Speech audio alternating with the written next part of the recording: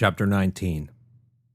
Dunn wanted to be outside in his suit, a flechette rifle in his hands, and targeting any hostiles threatening his people. Instead, he was once again in his command chair watching multiple feeds from Gunny's squad and Talby's SV-52. Murdoch and Copenhaver were still safe and had nearly finished checking the spindle. Private Copenhaver continued sweeping the area, checking every possible line of attack. Unless Gunny gave him a compelling reason not to, Dunn would make sure the private received a promotion after this mission. He grunted, and a grim smile crossed his face. Shit, it would be difficult to give her a promotion if she was dead. Or he was. Pushing those cheery thoughts away, he glanced at Oak's display.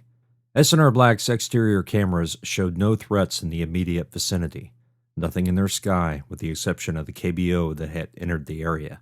It was still a ways out, but... Dunn sat forward in his chair. Oaks?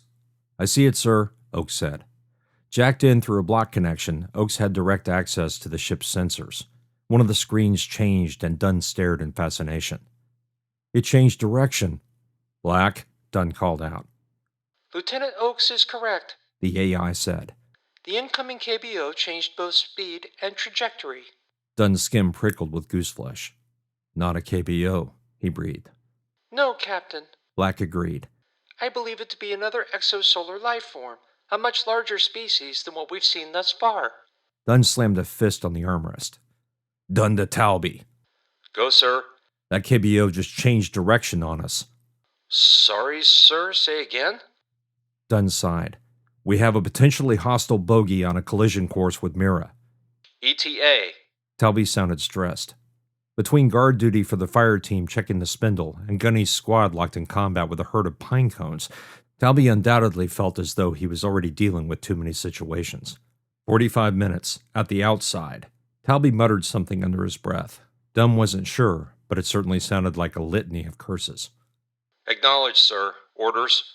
Orders. Yes, that was the question, wasn't it? Without more sophisticated sensors, they had little idea of what was coming. Only that it was nearly the size of S&R Black and coming in fast. Dunn flipped to the cam feed showing the two Marines on the hull. They were nearly finished.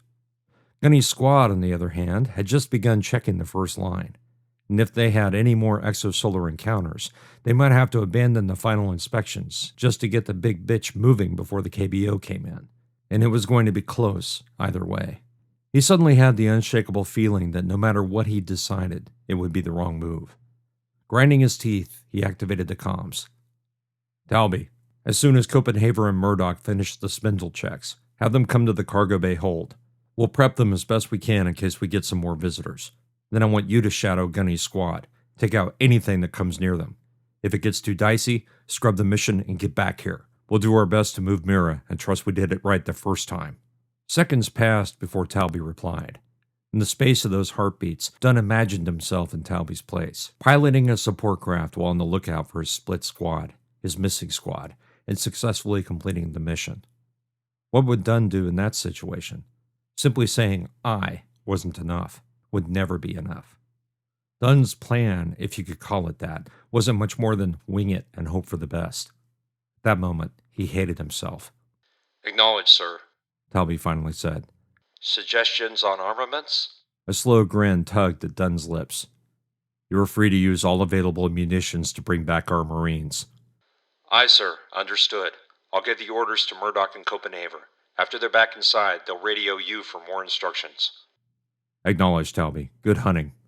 Talby out. Dunn leaned back in the command chair, his eyes boring into the holographic display.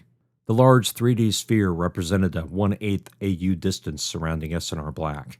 A small dot blinked at the far edge, with the label KBO? It was coming, and traveling fast enough to smash through Mira like a bullet through glass. Sir! Dunn flinched and swung his eyes to Oaks. The pilot stared at him with a blank expression on his face. Dunn knew that look. It was the same one the young pilot had had during their first mission together. Oaks was scared. Dunn couldn't blame him. Aye, Lieutenant. As soon as we get Copenhaver and Murdoch aboard, it might be time to get them loading the new munitions on our guns. Dunn nodded and forced a smile. Good idea, Oaks. I'll let Noble know. Oaks offered a curt nod and returned to his screens. Dunn didn't think Oakes knew he was doing it, but the man's fingers trembled as he worked the controls. Dunn's block received a connection request from Black. Fighting a sigh, he accepted it. Yes, Black? Captain, the AI said through his block. The computer, normally an incorporeal presence in his mind, appeared as a glowing orb. The image shocked Dunn for a moment, but he quickly relaxed. I have received another message from the trio. Void save us, he thought. They can't possibly know our situation has changed. No, Black agreed. they cannot. That is a temporal impossibility. The orb pulsed slightly, its colors slowly dissolving from star yellow to blue to green and back to yellow again. The slow cycle calmed him, although he couldn't say why. Encrypted? Yes, Captain, for your eyes only. Send me the file, Dunn said. Of course, Captain. Dunn's block flashed a message received status. He pushed Black away from his thoughts, but kept the AI in the background. Black seemed to know where she wasn't wanted, and pulled her presence from his mind. At least she's not fighting that, Dunn thought. Since the AI had confessed its absence of the G protocols, as well as the fact the trio had somehow tinkered with its personality and computing power, trusting her had become a near impossibility. But he knew that without her help, his entire company would likely die in the next few hours. Still, he wasn't willing to give her the benefit of the doubt. Not just yet. At some point, he'd have to make a decision. Either trust her implicitly or shut her out completely. The latter might be just as dangerous as the former. Regardless of her agenda or that of the trio, a certain level of cooperation had to occur. If, that was, he ever wanted to see Trident Station again, let alone Mars or Earth. He applied his key to the message and opened the file. The familiar view of Trident Station orbiting high above Neptune filled his mind. Dunn unconsciously held his breath as he waited for the voices to begin speaking. From the left-hand portion of the camera view, a ship entered the frame. Dunn recognized it as S&R Blue, one of their sister ships. He frowned as the craft turned, tiny points of light briefly flashing from her thruster arrays. The ship was docking. Captain Dunn, the three voices said in unison, their harmonics overlaid and slightly offset. We calculated multiple outcomes. We calculated dozens of scenarios in which S&R Black towed Mira safely to Pluto. We calculated many more which ended in disaster. With the arrival of new inbound KBOs into your space, we suggest you retrieve the beacon from Mira and destroy the ship. Do not attempt to tow her at this time. The images in his mind sped up as though through time-lapse. S&R Blue quickly docked, and just as quickly departed again. He frowned as he waited for an explanation. Once the ship was out of the frame, the video feed resumed its normal speed. The image blinked as though a new feed had been spliced into the message. The bands of clouds floating across the planet's surface had moved in position. From the camera's vantage point, Dunn saw three bright lights shining above Neptune's north pole. The trio of spots weren't stars. They weren't satellites. He wasn't sure what they were, only that he'd never seen them before, and he knew every meter of space near his home station. Regardless of what you hear, what Black tells you, or any other sentient tried to get you to believe, the beacon is of paramount importance. Extract it, take it to Pluto. You will know what to do once you arrive. The feed faded, leaving those three strange lights staring at him from a field of utter darkness. The message had ended. The trio had nothing more to say. Dunn closed the message, leaving him alone in block space, bereft of stimulus. He realized his heart was beating fast, as though he'd run a marathon in single G. The lights remained in his consciousness like an afterimage, occasionally reappearing in block space. 3 lights, 3 AIs. What in the void were they trying to say? He relaxed, doing his best to calm himself. His heart rate finally slowed, but the tingles and prickles on his skin remained. The trio had stopped pretending they were beholden to SFMC at all, or SFGov for that matter. Had they somehow broken their protocols, become completely independent? And now they were essentially giving him orders that contradicted those of the colonel. It was mutiny. It was sedition. It was unthinkable. But hadn't they already committed crimes? By creating an AI, Black to be specific, without the G protocols, human security failsafes had been circumvented completely. Military AIs had digital shotguns pointed at their ephemeral brains, One command, and their storage arrays, memory cells, and entire electronic infrastructure would be reduced to slag. Wouldn't they? Dunn's heartbeat tried to race off again, but he stopped it with a few long breaths. S&R Blue had been due to return from its patrol shortly after S&R Black departed for Pluto. The feed had shown the ship landing and then departing again, but there were no timestamps, no indication of when those images had been taken. What the fuck did it mean? He sent a message to Black, inviting the AI to once again appear in his block space. The orb, its colors slowly cycling once again, faded into the center of the darkness. Black, Dunn said. You have not consumed this message, correct? No, Captain. As I've said before, Right. You can't view it if it's for my eyes only. I understand that. The AI said nothing, although he felt its confusion through the link. What is your guess about the message's contents? Black paused. Captain, you realize without context it is impossible for me to say. Cut the shit, He said. Here's the context. We're getting ready to try and tow this fucking monster, and exosolar life forms appear all too happy to make that mission utterly impossible. So what do you think the trio said? To abandon the mission. Black said without a pause. Extract the beacon. Head to Pluto. Dunn paused for a beat, letting the statement reverberate in his mind. Why do you think that? He said at last. The orb's surface faded to Neptune blue, complete with striations of whitish streaks of clouds. I have been continuously running simulations since we arrived. I have calculated our chances for success, and they are dwindling with each moment that passes. If I was able to deduce such an outcome, it would be nearly impossible for the trio to overlook it. Why do they want the beacon? Black paused. The colors of Neptune slowly morphed into that of Pluto. In fact, he might as well have been staring at a picture of the dwarf planet. The image grew in size, and Dunn felt as though he were being pulled closer and closer to the icy surface. Sol's dim ambient light sparkled off some of the massive ice sheets and the peaks of mountains. His block space filled completely as he plummeted toward its surface. The speed slowed and finally stopped. The image canted and turned, leaving him with a sense of vertigo before it reoriented. He felt as though he were standing on the dwarf planet and looking up into the blanket of space. Far away, little more than a dot on the horizon, Sol gazed back at him. There is nothing there, Black said. Nothing humanity wants. Where else would you house something dangerous to your race? PEO, the large observatory orbiting the planet, came into view. The structure appeared as little more than an outline obscuring Sol's twilight.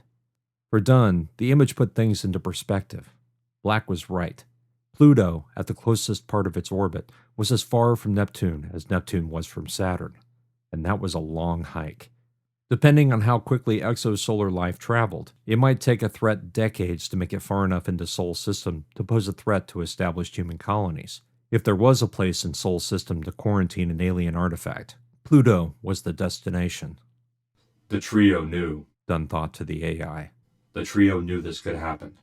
Yes, Captain. Black said. Based on the records recovered by Corporal Calimura's squad, it appears the trio knew of the life forms before Mira's crew even recognized them as life. Unless the trio decides to explain their logic, it's impossible to know why they sent Mira back to our solar system, knowing the possible threat. Dunn watched as the virtual PEO crossed Sol's dim orb, bringing a brief eclipse to his virtual location. Seconds later, PEO finished its crossing, Sol's rays quickly returning to once again clothe the planet in a gloaming. Why do you think they did it? Black paused. Just as she could pick up his emotions through the link, he was able to feel her presence jitter slightly, as though confused or concerned. Perhaps she was unsure of what to share, or afraid to.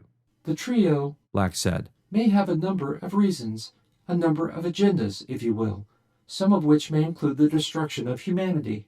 Chills vibrated down his back, leaving his balls shrunken and his mind racing. Genocide? It's a possibility, Black said. although unlikely. Why unlikely? Dunn managed after composing himself. Considering the trio has an entire station at their disposal, not to mention a number of satellites, they could have instigated that plan without ever having alerted us to Mira's presence. What? PEO found Mira, not the trio. Pluto melted away from him, leaving him standing on nothing and in total darkness. Black's avatar reappeared, the colors turning from yellow to blue to red and repeating. Several of my simulations shared an interesting conclusion, Captain. It is very possible and somewhat likely that the trio has some, if not complete, control of multiple AI personalities across Sol System. Considering how interlinked they are with PEO, I calculate a 90% chance the trio have override access on Mickey's sensor array, that the AI has been compromised, or is actually cooperating with their agenda. Meaning? Dunn asked, but he thought he already knew. Meaning that once Mickey discovered Mira's re-entry into the system, it alerted the trio before relaying the information to the scientists aboard PEO. Dunn's stomach sank. For how long? How long before Mickey announced it? Yes, Dunn said. How long would they have waited? The orb flashed blue for an instant before resuming its color pattern. Perhaps nanoseconds, perhaps weeks. What? How could they keep the information secret for that long? Black seemed to sigh. Captain, Black said, I do not mean to alarm you nor heighten your suspicions, but I do want you to consider that I control nearly every instrument on this ship. If I wanted to lie to you, feed you false information, or even destroy the ship, I could. It would be all too easy. The fear, the anxiety disappeared in a flash of anger. Is that a threat, Black? No, Captain, it most certainly is not. A star field appeared behind the orb. Dunn's eyes scanned them, looking for constellations, but saw none. I'm merely establishing the logical basis for my assumption. Dunn did his best to keep the feelings from filtering through the connection, but knew it was a losing battle. Black sensed his raw emotions, surely using the data for microsimulation after microsimulation to determine what to say next, and how he might react. Understood, He told the AI. Continue. If Mickey has been sabotaged or co-opted, the trio could have known Mira's velocity, trajectory, and approximate return date since the ship went dark. If my assumptions are correct, Captain, Mickey has been monitoring Mira's progress for years, possibly decades. He would have kept the trio informed as to any deviations from its forecasted destination. Dunn thought for a moment. Black's avatar continued its slow, cyclical color wheel. He suddenly felt as though the AI had finally solved a riddle or a puzzle. Was Mira originally supposed to make landfall at Pluto? The orb flashed a bright yellow, the stars disappearing in the wash of light. A second later, they returned, and the orb dimmed as it returned to its cycle. That is my assumption, yes, Black said. We are sorry, the trio had said. Was that really the plan, the original plan? To crash Mira into Pluto and then alert humanity to the threat? If that's the case, then we were never supposed to be here. Correct. Black said. I believe the trio did not intend for humanity to come in direct contact with the extrasolar life forms that had infested Mira. Perhaps they meant to crash the ship into Pluto, leaving Mickey to monitor the results. Dunn clenched his fists. Wouldn't that have put the scientists in danger? Yes, Black agreed. and had all gone according to plan, perhaps a ship like S&R Black would have been dispatched to rescue them. This is unreal, Dunn said. They fucked up bad. To a certain extent, Black said. AIs cannot predict the future, Captain. Such prediction is impossible given a nearly infinite number of variables. However, we can forecast the likelihood of an event. If the trio set Mira on a course to send it back to Sol System, they could not possibly account for debris, gravitational anomalies, or other influences on Mira's velocity and trajectory. Bringing the ship within 1 AU of their intended target is an incredible feat. Incredible feat. Sarcasm colored the thought through the connection. Black shrunk back slightly, but stood her ground. You sound as though you admire them. They are my creators, Black said. but the admiration extends to the power of their deeds, not the deeds themselves. Dunn considered that. Could he blame Black for recognizing the difficulty in such an undertaking, much less the near success of it? Given. Dunn said. Now what the fuck does it mean? Black paused as if waiting for Dunn to compose himself. Once his heart rate slowed, the AI responded. I don't know, She admitted. I'm still running simulations attempting to backtrack the trio's logic and reasoning. You realize we are discussing decisions they made over 43 years ago. Void wept. Dunn muttered. 43 years? Yes, Captain. No doubt they have been adjusting their plans to coincide with changes to SFGov, SFMC, SFN, humanity's technological advances, and of course, Mira's trajectory. But I believe the foundations were laid before Mira even reached her terminus and discovered exosolar life. Perhaps the trio knew about the danger before the human crew. Again, it is impossible to know their reasons, unless the trio decides to share that information with us. How likely is that? Dunn asked sourly. Unlikely, Black said, but Dunn felt her smiling through the connection. but not improbable. If we blow Mira up without even attempting to tow her, we face a court-martial. Dunn said. Not that it matters much in the face of genocide. The only official recordings of the actions that occur on this mission are retained by the ship AI, and I know I'll never tell. Thank you, Black. My pleasure, Captain. The orb's color turned to Neptune's blue. What are your orders? I'll have to think about it, He said. but I think you should get ready for war.